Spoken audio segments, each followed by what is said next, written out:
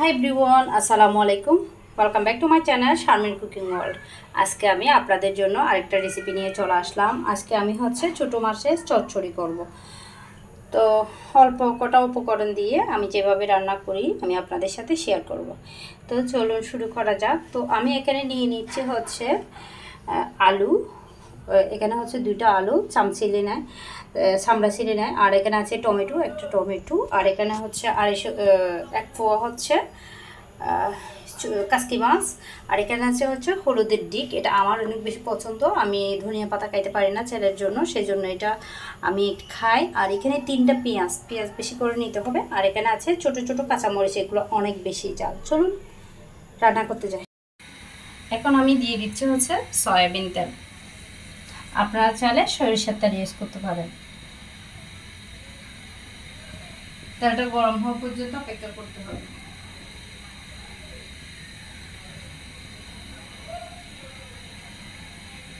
এখন দিয়ে দিব আস্ত জিরা। এখানে 1 চামচের চাইতে কম আছে।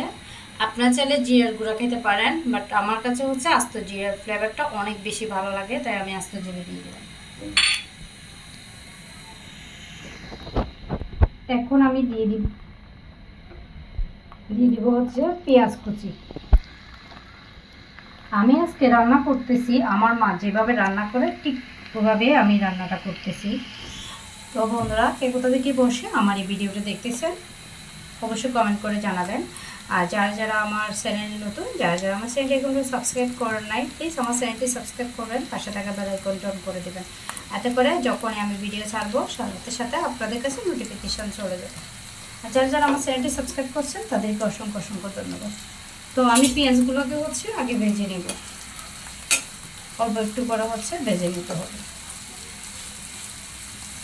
আর আমরা এই ছোটো মাছে আমি এই যে রান্নাটা করতেছি এটাতে মশলা খুব কম ইউজ করে। আর বন্ধুরা, আমার একটা ফেসবুক পেজ আছে, আপনারা চাইলে রান্নার ফেসবুক পেজ আপনারা চাইলে ভিজিট করে আসতে পারেন। তো চুলার আঁচটা একটু বড় করে দিই।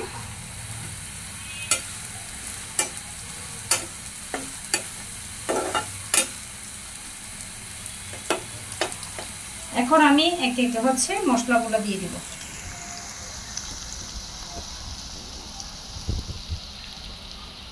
1 চামচ ধনিয়ার গুঁড়া, পরিমাণ মতো লবণ, 1/2 চামচ হলুদের গুঁড়া। এগুলোকে কষা নিব ভালো করে।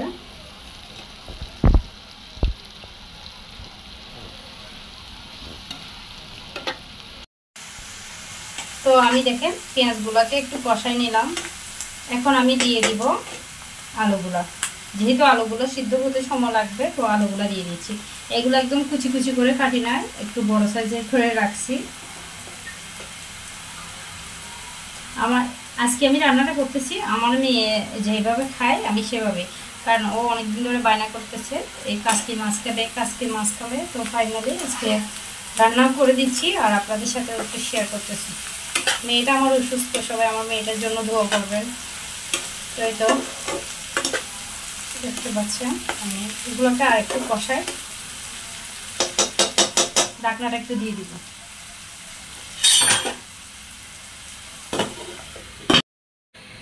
তো আমি 1 মিনিট পর ঢাকনাটা তুলে নিলাম। তো এটা দেখতে পাচ্ছেন।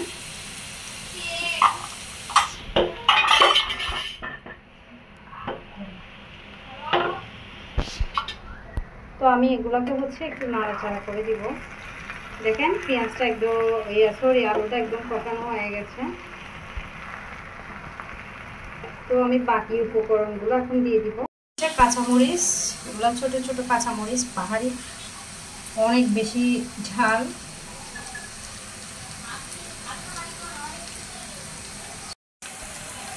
এখন আমি দিয়ে দিব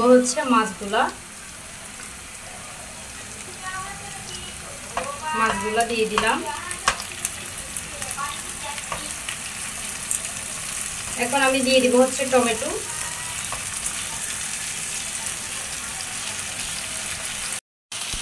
এই যে দেখতে পাচ্ছেন এগুলো সব দিয়ে দিয়েছি। এখন একটু উল্টা দিব।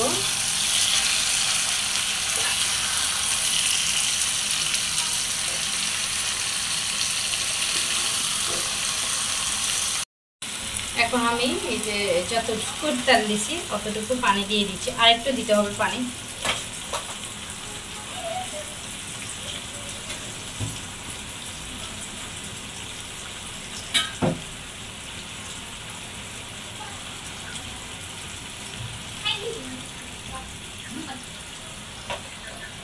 এখন আমি ঢাকনাটা দিয়ে দিব।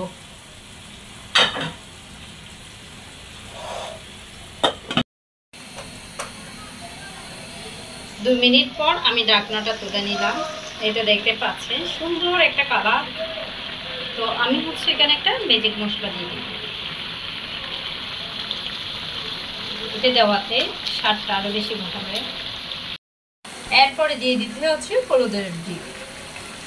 এটা হচ্ছে মেন, এটা থাকলে আমার কিছু লাগে না। ও হ্যাঁ, লবণটা একটু টেস্ট করে দেখি, লবণ একটু দিতে হবে। ছোট মাছ রান্না করতে বেশি সময় লাগে না, লবণ দিচ্ছি। আমি আপনাদেরকে একটা জিনিস দেখাই,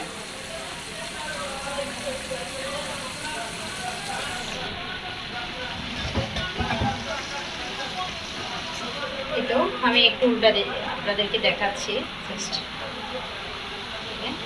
কালারটা অনেক সুন্দর, কম মশলার মধ্যে হচ্ছে, দেখে আপনারা চাইলে ট্রাই করতে পারেন। তো আর একটু হইতে হবে, আমার রান্নাটা প্রায় শেষ। একটু ঢাকনাটা দিব।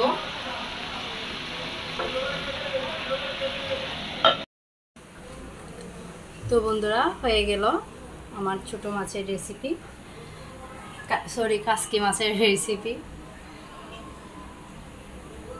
কি সুন্দর একটা ঘ্রাণ আসতেছে হলুদের দিকের, আমার এত বেশি পছন্দ। তো আমি একটা বাটি নিয়ে আপনাদেরকে দেখাচ্ছি। হয়তো বা বিশ্বাস করবেন না, কম উপকরণ দিয়েও অনেক সময় সুন্দর করে রান্না করা যায়। বিসমিল্লাহ। দেখেন হলুদের দিকের ঘ্রাণটা আমার এত বেশি ভালো লাগে।